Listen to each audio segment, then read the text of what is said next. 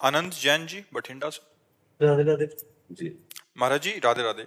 महाराज जी, क्या कोई हमारे ऊपर जादू टोना कर सकता है? क्या भजन के प्रभाव से उसको खत्म किया जा देखो, सकता है? हमारी जो मान्यता है बच्चा, कि जब हमारे कर्म बिगड़ते हैं तो कोई जादू टोना करे या ना करे, हम वैसे परेशान रहते हैं। बुरी दशा आने के पहले बुद्धि बदली जाती है। वो किसी न किसी तरह से, जाको विधना दारुण दुख दीन, ताकि मत पहले हरिलीन। समझ रहे हो ना बच्चा? हमें जब दुख भोगना होता है तो हमारी बुद्धि ही हमें धोखा दे देती है। हमें लगता है कि किसी ने हमें कुछ कर दिया है, और कहीं इसका सपोर्ट देने वाला कोई मिल जाए कि अरे उसने तुम्हारे ऊपर कुछ कर दिया, जादू टोना कर दिया, बस जान लो, फिर परेशान हो, फिर परेशानी हो जाएगी। हम तुम्हें शास्त्र की बात बता रहे हैं। को ना काहू के सुख दुख कर दाता, निज कृत कर्म भोग सुन भ्राता। अब जैसे हमारे पाप कर्म हैं, अब कोई जीवात्मा हमको दंड देना चाहता है, अब वो भूत योनि का हो गया है, अब संयोग बनेगा और वो हमको दंड देगा, क्योंकि हमारे कर्म, और बिना झाड़ फूंक के अगर हमारा कर्म हट गया भोग का, वो अपने आप हट जाएगा, खत्म हो जाएगा। ऐसे ही रोग आ जाते हैं, ऐसे ही व्यक्ति से घटना हो जाती है। हम जा रहे हैं, हमारा कोई दुश्मनी का मतलब नहीं है, और जरा सा ऐसी घटना घटी, वो मार पिटाई, दुश्मनी, और भारी दुश्मनी बन गई। कर्म, भूत का ऊपर आवेश आ जाना, या शरीर में रोग आ जाना, या कोई एक्सीडेंट घटना होकर शरीर का अंग भंग हो जाना, या किसी व्यक्ति से अचानक द्वेष हो जाना, ये और कोई नहीं है, ये हमारा कर्म है। अगर हम कर्म संभाल लें तो सब ठीक हो जाए। तुम तो बच्चा घर में रहते होगे, हम इस स्मशान में रहे गंगा किनारे, और जवान बचपन से 13 वर्ष से घूमते, हमको कभी हमारे दिमाग में ना भूत चढ़ा और ना कभी कोई तंत्र मंत्र चढ़ा।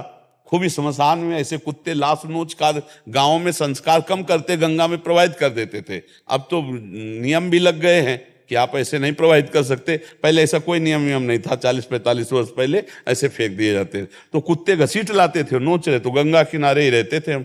वो सब दृश्य कहीं कुछ नहीं बच्चा।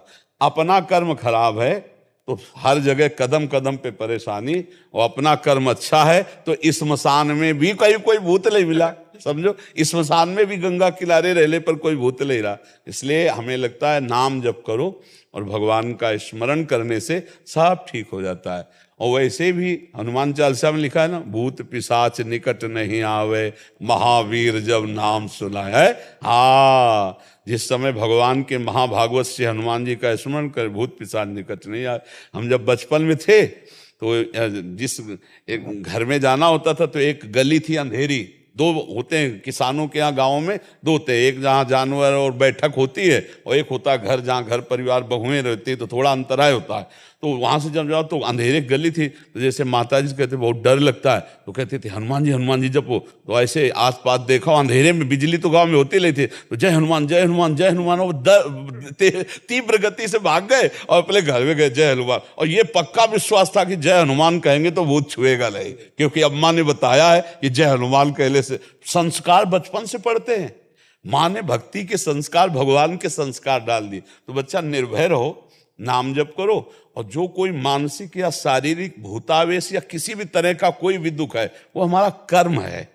ऐसे पूरे संसार में भूत है, किसी के नहीं चिपट जाएंगे, उसी के चिपटेंगे जिसका संस्कार है, जिसको भोग भोगना है। अब वैसे फिर वो कष्ट भोगता है जीव। तो इसलिए मुझे लगता है अगर नाम जप करो, भगवान की भक्ति करो, तो कोई परेशानी नहीं आएगी, कोई भूत प्रेत नहीं सता सकता है। हम खूब बचपन से घूमे, किसी का साथ नहीं रहा, कभी कोई सताया नहीं। तो हमें लगता है बच्चा कोई भी दुख परास्त नहीं कर सकता है, भगवान का भरोसा हो और भगवान का चिंतन हो। चिंतन भगवान का हो तो कोई दुख परास्त नहीं कर सकता। और भगवान का चिंतन न हो, शरीर स्वस्थ है, सब व्यवस्था है, फिर भी जलोगे, कामनाएं जलाएंगी।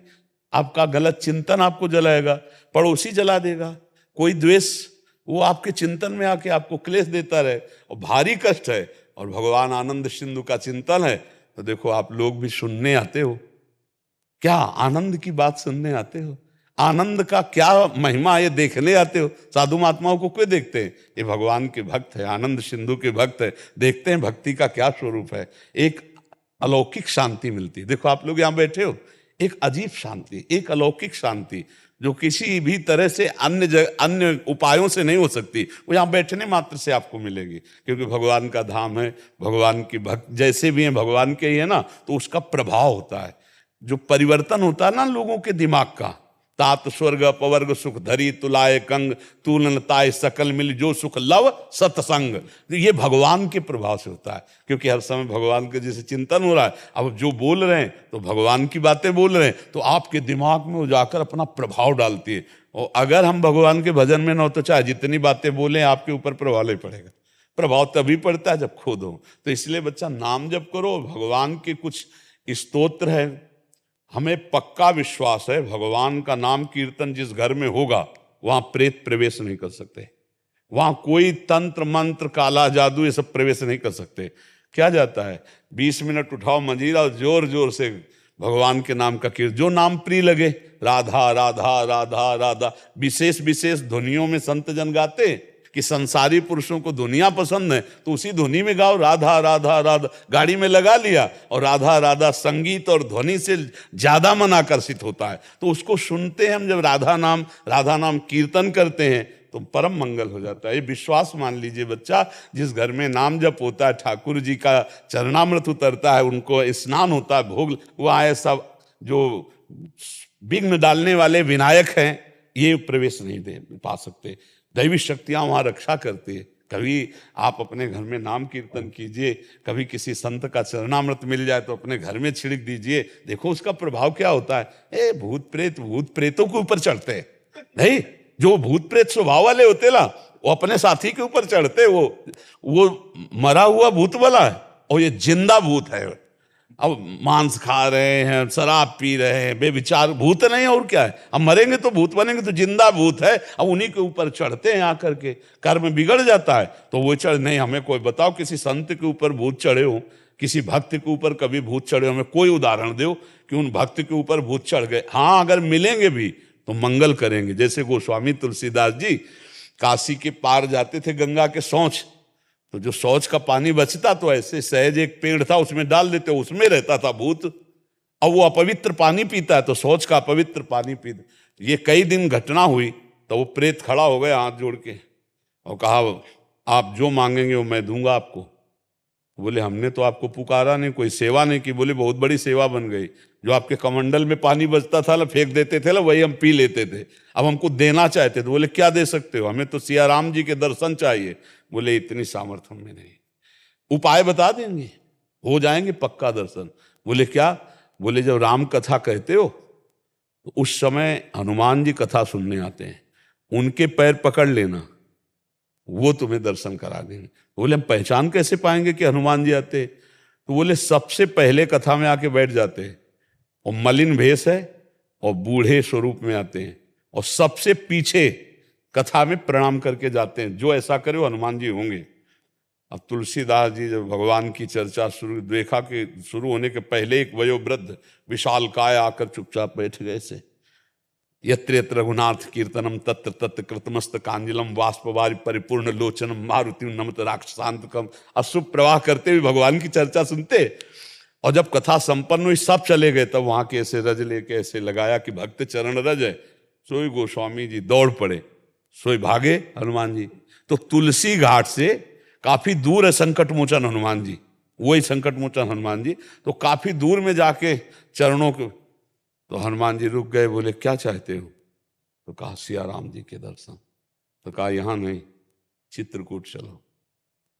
तब चित्रकूट हनुमान जी लिवा गए। फिर राजकुमार के रूप में जब राम लक्ष्मण जी के दर्शन हुए, चंदन, तो वो लीला। तो देखो प्रेत ने भगवत साक्षात्कार का विधान बना दिया।